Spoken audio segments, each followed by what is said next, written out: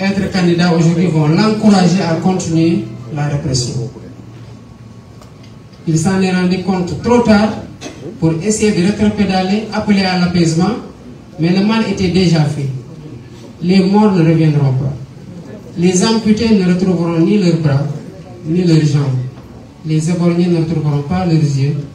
Et on a toujours des malades qui sont évacués à l'étranger du fait de cette répression aveugle. Je n'ai pas été écouté. Au contraire, qu'est-ce qu'on a dit? Ils auraient pu négocier quand ils étaient en mars 2021 parce qu'ils étaient en position de force. Mais qu'est-ce que vous avez fait en mars 2021 lors de votre discours du 8 mars? Vous avez dit que le président Macky Sall, il reste 2 ans. Et que ces 2 ans-là, encadrons-le, aidons-le à finir et qu'il transmette ce pays-là en paix pour qu'on continue à le travailler. Il y a une autre chose qui a été dit, puisque nous sommes dans des moments dits de décrispation et qu'il n'est plus notre adversaire, je pense qu'on peut même ne pas aller dans ces relations-là. Juste pour dire que, à quel point moi je tiens à la concertation et au dialogue. Et cela a été tout le temps la posture de Pastef, de continuer à entretenir ce dialogue-là, si tant est que les conditions de sa tenue obéissent à des règles et à une logique de sincérité qui vont aboutir à des conclusions qui seront convenues, consensuelles, appliquées par toutes les parties prenantes. On n'a pas été écouté à temps et on aurait pu faire l'économie de ces balafres sur le visage, sur l'image de la démocratie sénégalaise, de frères et sœurs incarcérés dans des conditions extrêmement difficiles, de morts qui ne reviendront jamais, de traumatisés et de blessés qui garderont les séquelles à vie. Voilà Bassirou Diomaye Faye en toute discrétion aux côtés de Ousmane Sonko dans le cadre du projet que nous portons tous aujourd'hui.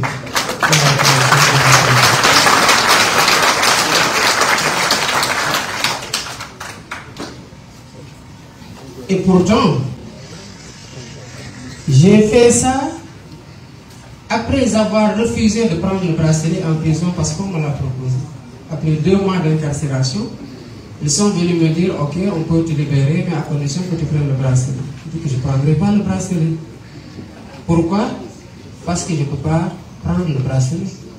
Je n'ai rien fait. Quand vous aurez fini avec votre ingénieur électoral, mais remettez-moi là où vous m'aviez trouvé, à savoir mon bureau à 22h, à des heures d'arrestation illégale. Mais tout ça a été entretenu par des gens à qui ne profitait pas notre candidature. Après s'en être pris au président Ousmane Sonko, ils s'en sont pris à moi. Même dans les chefs d'accusation de jonction de la procédure vous concernant, il y a eu le vol de portable, alors que j'étais en prison.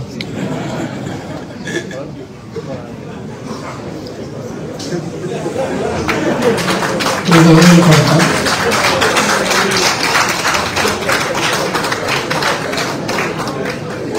Pour dire à quel point il y a eu de l'acharnement pour que la candidature de Bassirou Diomaye Faye ne passe pas.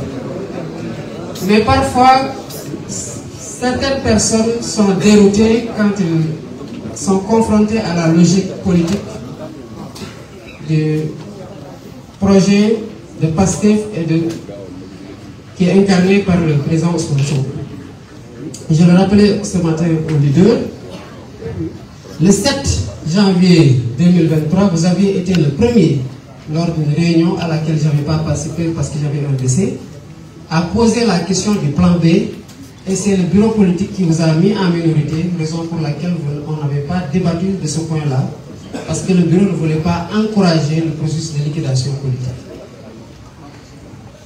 J'ai rappelé votre formule qui décrit la logique politique dans laquelle vous êtes tout le temps inscrit, à savoir que le Sénégal n'a pas besoin de messies ni de héros, mais d'une masse critique de citoyens qui sont conscients des enjeux.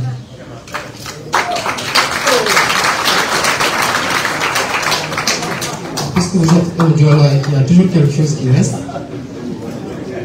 J'ai complété en disant que ces citoyens-là doivent avoir le courage d'agir pour faire changer les choses.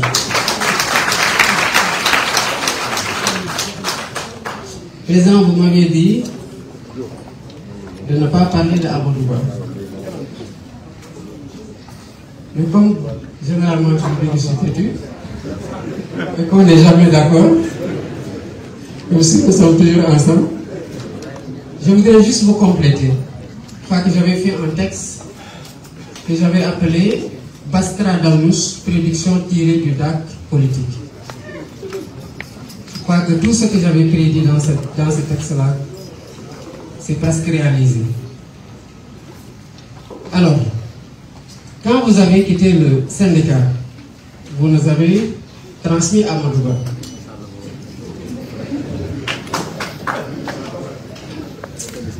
Et de la même façon que vous aviez été cette vigie-là pour réduire à sa plus simple expression la catastrophe qu'il était en train de faire au niveau des impôts et plus tard au niveau du ministère de l'économie et des finances, nous avons continué sur cette perspective, dans cette perspective-là. Et en 2016, vous pourrez toujours vérifier ça, le syndicat autonome des agents des impôts et domaines dans lequel j'étais avec Biram Souley Diop, les Wale Djoubodjan et Eleman Pouy et consorts, a organisé une conférence de presse pour dire basta, ça suffit. Parce qu'à chaque fois que les agents allaient en contrôle fiscal et qu'ils faisaient des redressements à coût de milliards, illégalement Amadou Ba décidé d'une simple lettre en violation des dispositions de la loi qui dit qu'aucune autorité ne peut, sous peine d'en être personnellement responsable, entraver le recouvrement des impôts et droits et taxes de toute nature. Il y a eu la première fois qu'il l'a fait, c'était dans un dossier de cimenterie. Vous avez même, en tant qu'agent, menacé de porter plainte. Il y a eu un rétropédalage de sa part. En 2016, nous avons dénoncé ça. Nous sommes allés organiser une conférence de presse pour lister tous les dossiers sur lesquels Amadou Ba avait compromis les intérêts du trésor public et donc des Sénégalais au profit d'entreprises étrangères. Et nous savons tous que cela n'a pas été fait gratuitement.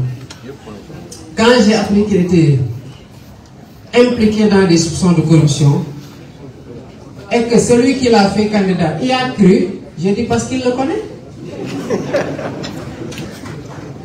Je sais que si c'était moi, Ousmane ne va poser aucun parce qu'il saura que ce n'est pas vrai.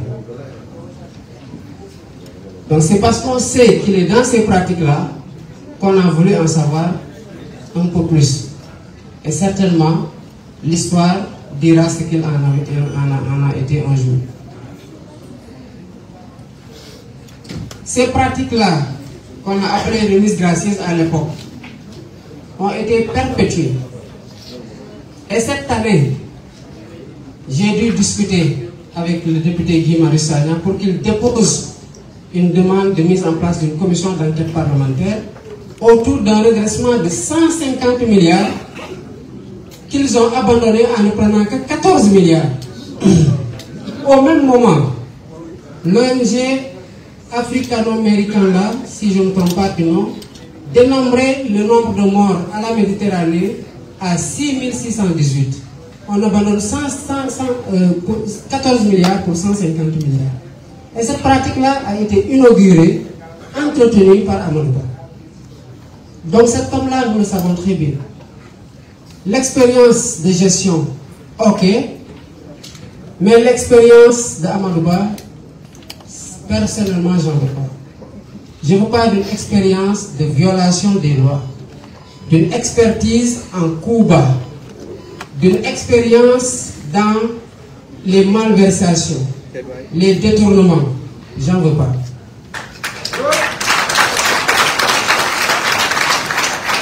J'ai décidé,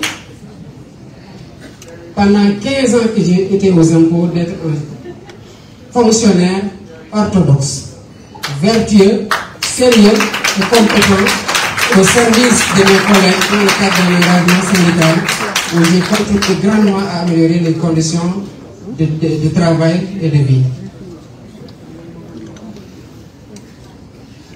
Il y a encore plus grave nous concernant.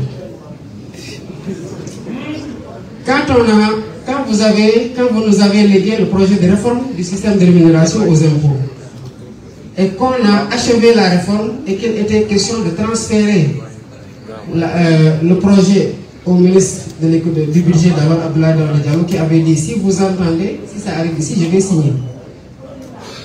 Amadou Ba n'était pas pour la réforme, mais il ne pouvait pas résister aux syndicats et à la demande interne de la DGID. Qu'est-ce qu'il a fait? On lui a mis la pression parce que le ministre nous avait dit, j'ai pas reçu. On l'a interpellé, il a dit, j'ai transmis. Sous notre pression, vous savez ce qu'il a fait? Il a fait une fausse lettre de transmission antidatée, numérotée, signée de sa main pour nous la donner.